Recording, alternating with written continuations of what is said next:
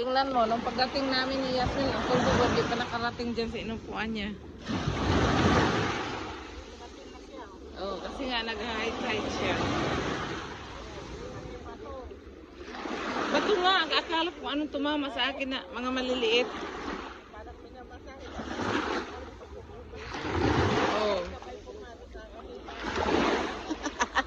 Buti na lang may pumapalo sa hitak. Ito wala. Ito na lang ang gawin natin, yung ipapalo na lang natin sa galit na yan, ha.